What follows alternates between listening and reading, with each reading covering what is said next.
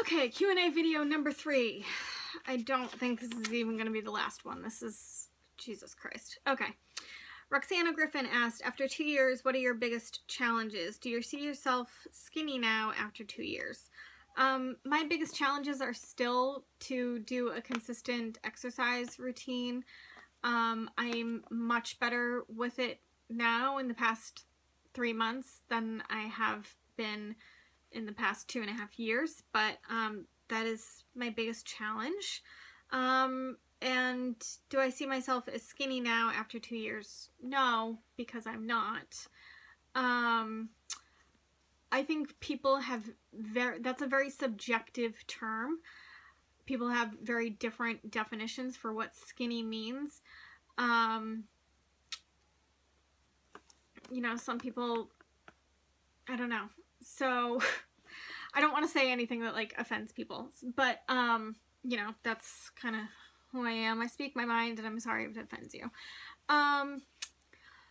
So I see skinny as not like someone who's a certain size. I see skinny as like just bony, like really little arms and like straight up and down and no muscle.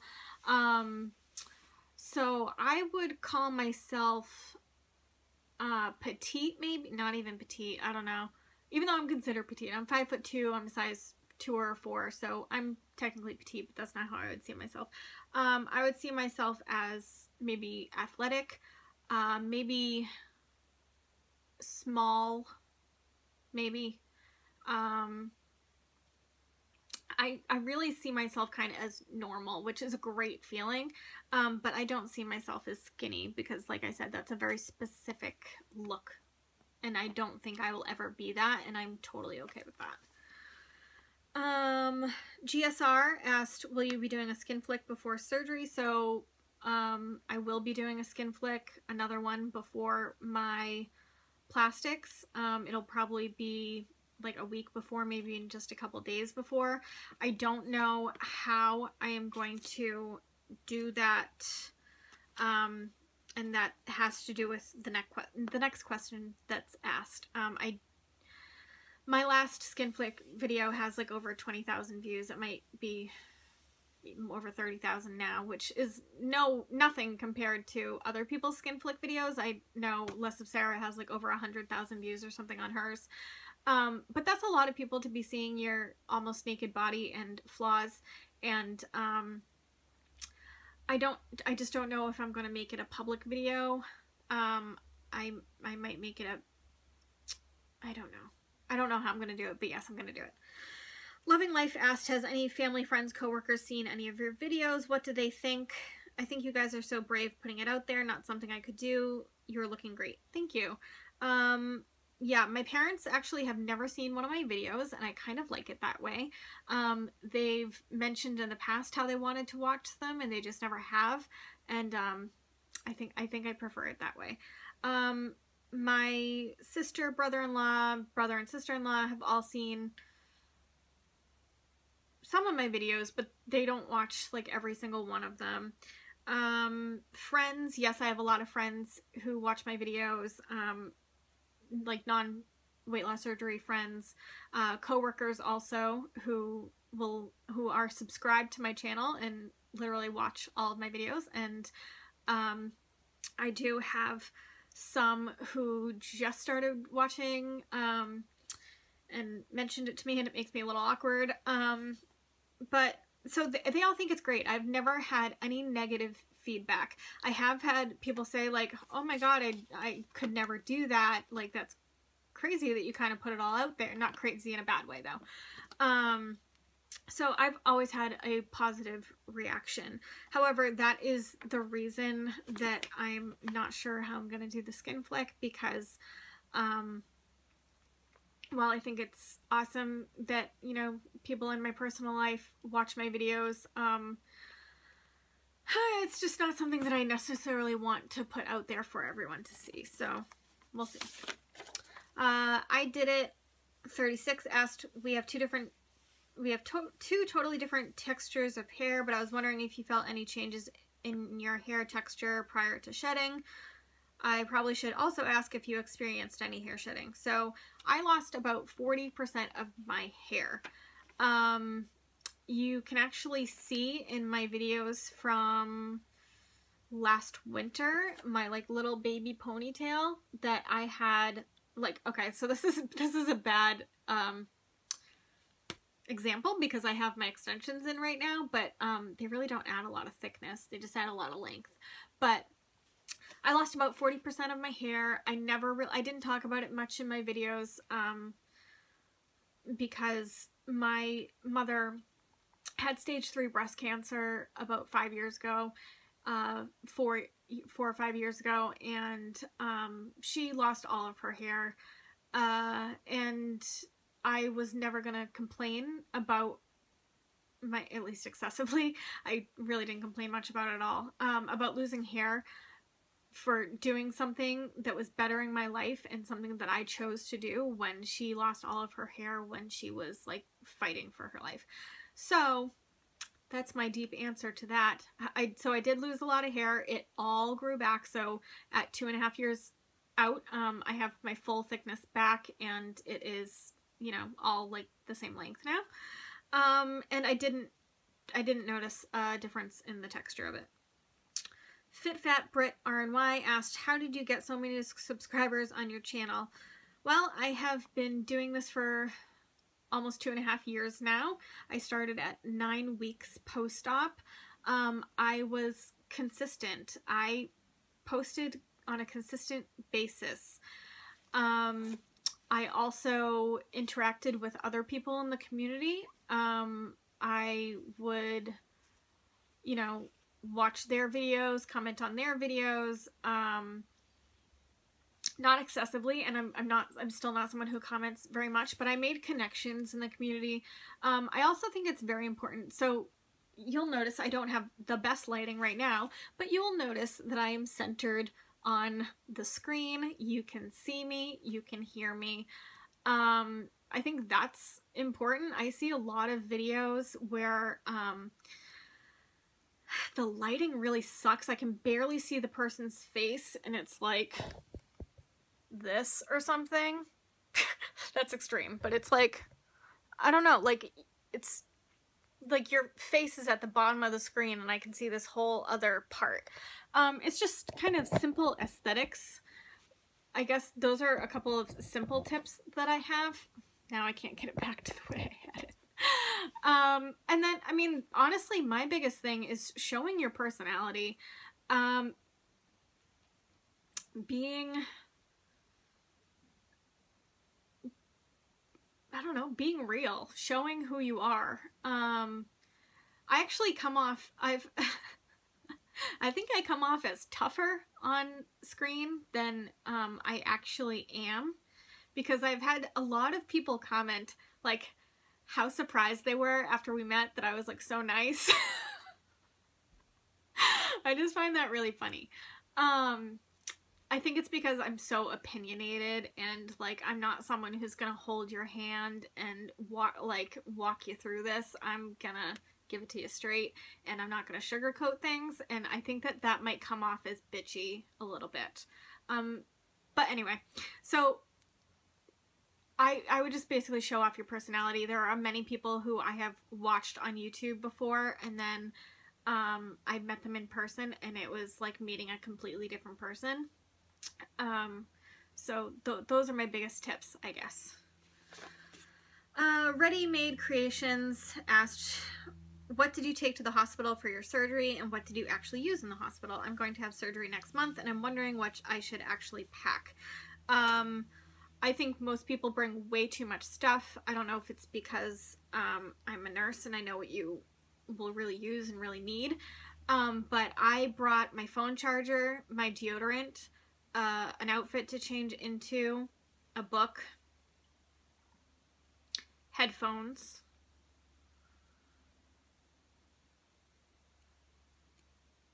and that may have been it. I know a lot of people suggest to bring lip balm because it gets so dry in the hospital. That is a good suggestion. I don't think I brought any, but that's all I brought. I think I brought some like slippers to walk around in too, but they give you slipper socks at the hospital. So yeah, that's all I brought, and that is all I needed. I don't know, all this extra stuff that people pack, like when people pack like a freaking suitcase to bring to the hospital, I don't know what they're planning on doing there, but you're going to be recuperating and sleeping as much as you can, because they're going to be waking you up to do your vital signs a lot. So you're going to get a lot of interrupted sleep. So you're going to want to rest when you can. There's going to be a TV, but like if you want to bring an iPad to like maybe watch a movie on or something like that, that's a good idea, but you really don't need all this extra stuff. Nicolette Dennis, this is the question that is going to be a little irrelevant, I guess, because I'll show you. So, hi Lauren, I'm actually going for my VSG February 29th. So this is almost a month ago. So happy almost 1 month surgiversary. I have been on the 2-week diet since Sunday. I'm nervous that my liver will not shrink enough. Super nervous about the pain after surgery, and also the skin once losing a lot of weight. Do you have any advice for me? So, congratulations, you're almost 1 month post-op. It's very common to just be nervous about the pain and stuff like that after surgery, but it's really not excessive. You'll get through it. You already have gotten through it. Congratulations. And then as for worrying about the loose skin, I mean, you can always have surgery to get rid of that too. It's very expensive, and not everyone has the means to do that. I'm fortunate that I do, but it's not a reason to have not have weight loss surgery. Obviously, you had your surgery and it didn't hold you back, but people who bring that up as like I don't know, so how do I say this? People who say that, I feel like, aren't really ready for surgery. I don't mean you. I mean, like, it's a valid concern, but if having loose skin is gonna hold you back from losing weight, then you're just not ready for it yet. And that's my honest opinion. Welcome to Lauren's channel, where I don't hold your hand and sugarcoat things for you. It's just losing weight has to be more important to you than having loose skin. That's what it comes down to, I guess. And I'm sure it was for you. It's obviously still something that can be upsetting and can cause some baggage physically and emotionally, but you know, your life will be so much better for losing the weight than if you hadn't. Anitia 1966 asked, do you find it easier to get back on track to try to lose weight again after having weight loss surgery? Does the weight come off fast as soon as you start eating right? So I find it easier to get back on track because I have that internal portion control. I've heard a lot of people say that after 2 years out from surgery that it's the same as losing weight before surgery, and I kind of get what they mean, but I don't think they're really saying it correctly. So it's not the same as if you didn't have weight loss surgery, because you do still have that internal restriction. How it's the same is that if you've been off track for a while, in that first week that you get back on track, you will drop a good chunk of weight. And that is because you are getting rid of the bloat, you're getting rid of the water weight, and that's anyone who goes on a quote-unquote diet for like that first week. That's anyone. It will be slower after that though, because I am at a lower weight now. So it's basically simple math, even though weight loss doesn't come down to exact math. I am at a lower weight, so when I do an hour Zumba class, I burn a lot less calories than I did when I was 250 pounds. And then because my calorie deficit is going to be much smaller, I can also eat more. So when I'm eating 1,000 calories and, you know, working out for 1 hour a day, I'm going to have a smaller calorie deficit than when I was first post-op, only eating 500 calories a day. And then if I did the same workout, I would have burned a lot more calories. So I hope that makes sense. So initially that first week, it is fast, just like with any one getting back on track. But it's easier post-surgery because I still have the internal portion control, but it also takes a lot of work. Kristen Eskrich asked, what do you do for work? Does the VSG lifestyle ever get in the way with work? I'm a registered nurse. I work on an inpatient eating disorder unit. My lifestyle really does not get in the way of work. I will say that I feel very fortunate that I did not work for the first, I think it was about 9 months post-op, because I lost the majority of my weight during then. I don't think I could do what I do, or it would be very difficult to do what I do and have had my weight loss surgery while working there. I work on an eating disorder unit. Just with losing the, you know, with losing 22 pounds, it's been pointed out to me several times, and I've had patients point it out to me. Obviously they didn't point out when I gained the weight, but even when I first started working there, I ended up losing like 15 pounds or something from when I started working there for like in a couple months. And so if I lost over 135 pounds in the whole time that I was working there, I think it would be very difficult, especially because we do have a high rate of recidivism with our patients. So there would be people who would have known me at a very high weight and then at the weight I am now. So so that's the long answer, basically. Currently, there is really nothing that interferes in my lifestyle for me working there, aside from not being able to change into my gym clothes before I leave. It's really not appropriate for them to see like that. And not being able to eat in front of the patients because I don't want them to be questioning me or questioning themselves or looking at the small amount that I eat and comparing and all that stuff. Less Than Yesterday asked, has your WLS changed any of your relationships with family or people closest to you? I think I addressed that in a different question. Reason I ask is one of my best friends is so against me having this surgery and it really sucks. No better way to put it. She's my person and I've never felt like I couldn't share things about myself with her. She's bigger too and I'm not sure why she's so dead against it if it's going to help make me healthier. You look great for just going to the gym, girl. Thank you. So I did mention that it changed. So one of my friends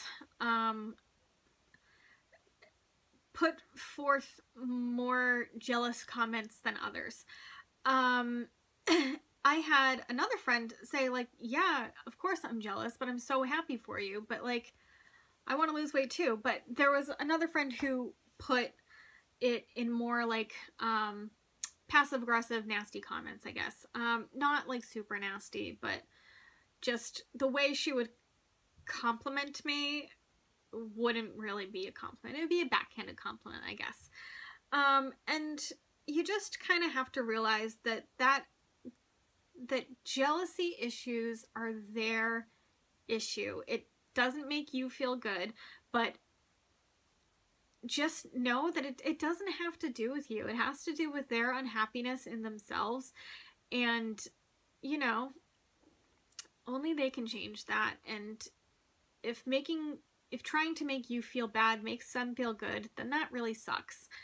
But you have to do what's best for you and just try to pay no mind to it. And I think eventually, if this is your best friend, and you make positive changes and you show them positivity, that they will turn around. All right. Cutting this video off here, and I will be making... No. I'm going to keep going. Okay, this is going to be my last video, and I'm just going to keep going. Rodney Carson asked, do you feel your sleeve has enlarged much? From like 6 months post-op, yeah. But not, like, I feel like I can eat a normal human amount. Not a normal American amount, but how do I explain this? So, has it enlarged much? No. I can still eat a small amount, although I can go out to eat and sometimes not have a waitress ask if everything was okay and am I sure, and are you sure it was okay? Sometimes that can happen. Berlin 88 and TR Belcher asked, what compression garments and scar care products are you considering? Also, do you plan on increasing your protein intake to over 100 grams after plastic surgery? And if so, for how long? What compression garments and scar care products am I considering? I don't know yet. I'm going to have that conversation with my doctor. And I know that Jen RNY from me got these like scar patches for her arms, and so I'm probably going to ask her about those. She said she got them on Amazon, so I'm probably going to ask her about those. But other than that, I'm going to ask my doctor. And also, do I even plan on increasing my protein intake? I'm guessing that that's what's suggested for healing. I immediately post-surgery, I'm not going to push myself too much. I'm not a type A personality. So I'm not someone who is like, ooh, I have to do this. And I think Tanya was talking about on like a recent 50 Shades video or something like that, that she's so type A, which it totally fits her. So she like increased her protein for like a couple months before surgery and after surgery, and I can so see her doing that. But that's just not something I'm too worried about. I get in plenty of protein, so I'm sure that once I feel up to it, I will have no problem doing that. If my doctor tells me that I have to do it, sure, I'll do it. But it's like, it's gonna be okay. Patricia Estevez said, hi Lauren, let me just start by saying I follow you on Facebook, Instagram, and here, and cannot tell you how helpful you have been to me through my journey. I'll be 2 years post-op in March and have also gained about 20 pounds since last summer, and it's so scary, especially how much I'm able to eat now. Are you able to eat way more? How do you deal with that? Because I even see myself waiting to make some rum after a couple of minutes and finishing that meal that I shouldn't. How do you deal with such bad habit if you have ever done this? Do you drink coffee? Do you still wait half an hour before and after meals to drink? Do you have a night eating curfew? Okay, so that's several questions. Am I able to eat way more? I can eat, so I addressed this a couple questions ago. I can eat more, but not like a huge amount as long as I'm eating the right things. Obviously with slider foods, I can eat a ton, and so I try to avoid them. So addressing the eating like as much as you can of a meal and then waiting a little bit and then finishing it, I've honestly done that before. I don't think that it is a good thing to do, which sounds like you agree. It sounds like you don't want to be doing this. So as wasteful as this sounds, as I mentioned before with the binge foods, just throw it away, pour like soap over it, pour a drink over it, make it so you won't eat it. I've heard of people who are newly post-op doing that too, like feeling they should eat a certain amount, so they eat until they're full and then wait 15 minutes and then finish it. And I don't necessarily think that that's the right thing to do, because early post-op, it's not going to be that detrimental, but you know, when it gets to, if you get into that habit, when you get to further out, then it will be. Do I drink coffee? Yes, I drink a lot of coffee. On my days off, I usually have a 24-ounce coffee, and then on my days of work, I have two 24-ounce coffees. Do I still wait a half an hour before and after meals to drink? I was never told, so I don't know if it's just my surgeon's office or if it was just with VSG or what, but we were told that we could drink up until the point of eating. Sometimes I'll wait like 5 minutes, but our rule was always that you could drink up until the point of eating, but then you had to wait a half hour after. And yes, that is definitely a rule I still follow. I wait a full half hour after eating to drink. Sometimes I wait 45 minutes. Do I have a night eating curfew?